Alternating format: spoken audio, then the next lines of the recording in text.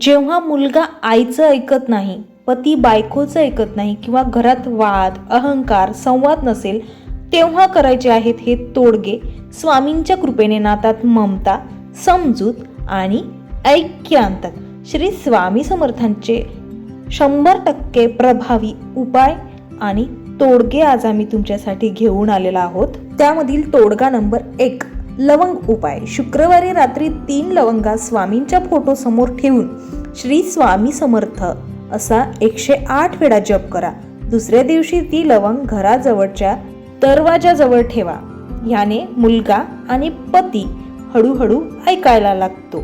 दुसरा उपाय, दालचिनीचा उपाय. गुरुवारी सकाळी स्नान करून दालचिनीचा छोटा तुकडा पाण्यात बुडवा. त्या पाण्याने घराचा उंबरठा शिंपडा. याने घरातील हट्टीपणा आणि वाद कमी होतात. नंबर 3, वेलदोडा उपाय. रविवारी रात्री 2 वेलदोडे म्हणजेच इलायची सुद्धा म्हणतो आपण त्याला, श्री स्वामींच्या फोटो समोर ठेवा आणि इच्छा मनात व्यक्त करा. दुसऱ्या दिवशी ते दोघे वेलदोडे मुलगा आणि पतीच्या खिशात न सांगता ठेवा.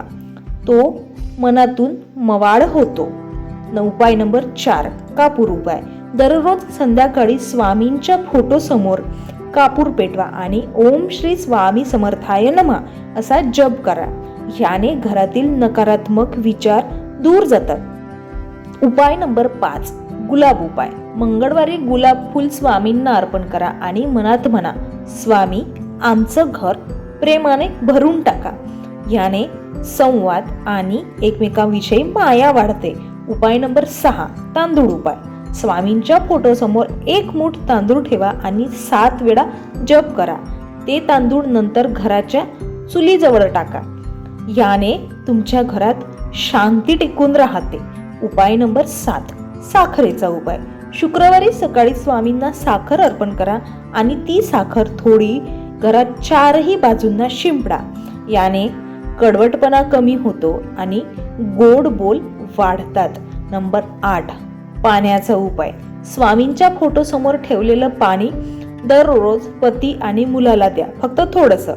याने मुलांच्या आणि पतींच्या मनातील नकारात्मकता निघून जाते. उपाय नंबर 9, नारळाचा उपाय. रविवारी नारळ फोडून त्याचं पाणी घराच्या कोपऱ्यांमध्ये शिंपडा. याने घरातील तणाव आणि अडथळे जे राहतात ते पूर्णपणे नष्ट होण्यास सुरुवात होते. उपाय नंबर 10, चंदनाचा उपाय. गुरुवारी स्वामींच्या फोटोवर चंदन लावा आणि माझं घर प्रेमानं भरून टाका अशी मन म्हणा, मनापासून प्रार्थना करा. याने घरात प्रेमाचं वातावरण टिकतं. उपाय नंबर 11, वेलदोडा आणि लवंग याचा उपाय. 1 वेलदोडा आणि 1 लवंग एकत्र करून कपड्यात बांधून स्वामींच्या फोटो समोर ठेवा. असे केल्याने मनातल्या रागावर नियंत्रण येतं. उपाय नंबर 12, हळदीचा उपाय. गुरुवारी हळद व कुंकू मिसळून स्वामींच्या फोटो समोर लावा, फोटोला लावा. याने पती आणि पत्नीमध्ये तुटलेलं जे नातं आहे ते पुन्हा जुळतं. उपाय नंबर 13, तुळशीचा उपाय. दररोज तुळशीला नमस्कार करा आणि 3 पाने पाण्यात टाकून प्या. तुळशीला दररोज शुद्ध पाणी सुद्धा अर्पण करायचं. याने मन शुद्ध होतं आणि निर्णय योग्य घेतले जातात. उपाय नंबर 14, गुळाचा उपाय. शनिवारी स्वामींना गुळ अर्पण करा आणि कृपा करा स्वामी, घरात संवाद वाढवा अशी मनोमन प्रार्थना करा. जिथे बोलणं बंद आहे तिथे संवादच नाही तर सुसंवाद पुन्हा सुरू होतं. आता उपाय नंबर 15, लाल कपड्याचा उपाय. लाल कपड्यात लवंग, वेलदोडा आणि दालचिनी हे ठेवून स्वामींच्या फोटो समोर ठेवा. 7 दिवसांनी ते पदार्थ पाण्यात विसर्जित करा. असे केल्याने हट्टी स्वभाव मवाळ होतो आणि नात्यांमधील प्रेम वाढतं. उपाय नंबर 16, कर्जमुक्तीसाठी. गुरुवारी सकाळी स्वामींच्या फोटो समोर 5 लवंगा ठेवा. त्यावर हळदी कुंकू लावा आणि ओम श्री स्वामी समर्थ असा जप 108 वेळा करायचा. दुसऱ्या दिवशी त्या लवंगा उचलायच्या आणि घराबाहेर जिथे कुठे वाहतं पाणी असेल त्या वाहत्या पाण्यात विसर्जित करून टाकायच्या. याने हळूहळू कर्ज उतरू लागतं आणि तुमचं उत्पन्न वाढतं.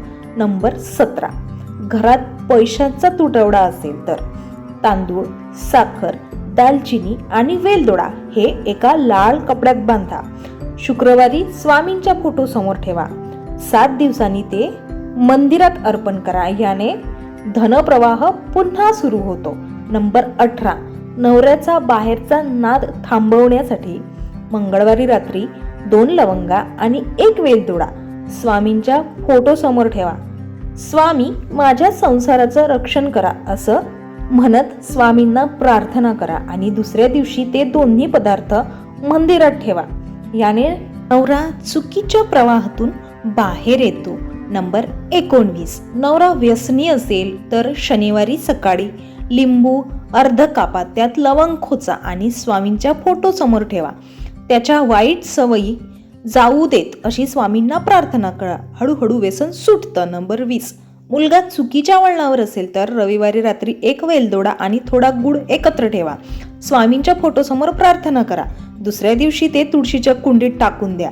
याने मुलगा योग्य मार्गाकडे वळतो. नंबर 21, घरात भांडणं गोंधळ सतत होत असेल तर दररोज संध्याकाळी कापूर आणि लवंग एकत्र करून पेटवा आणि संपूर्ण घरात फिरवा. याने नकारात्मक ऊर्जा नाहीशी होते. नंबर 22, पती पत्नी सतत वाद करत असतील तर शुक्रवारी रात्री चांदीच्या वाडग्यात थोडी साखर, वेलदोडा आणि गुलाब ठेवा.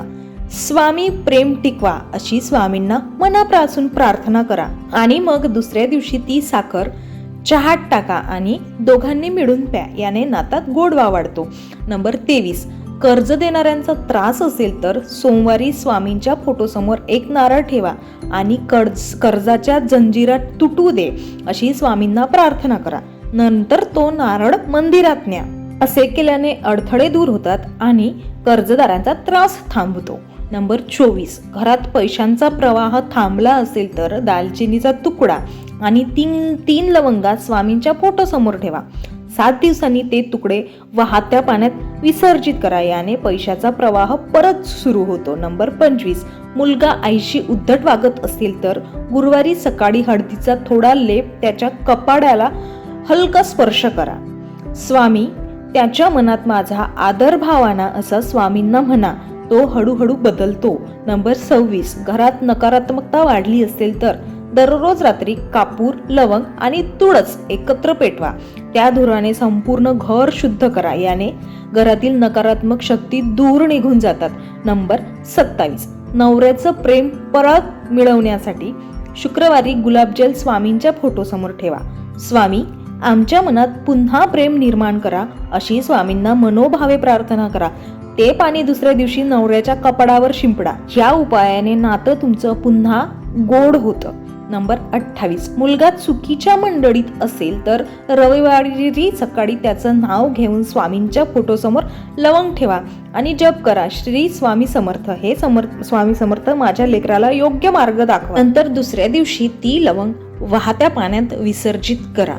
हा उपाय खूप प्रभावशाली आहे. नंबर 29, सतत खर्च वाढत असेल तर गुरुवारी 5 तांदळाचे दाणे, थोडी साखर आणि वेलदोडा स्वामींना अर्पण करा. याने तुमचा अनावश्यक खर्च थांबतो आणि बचत वाढते.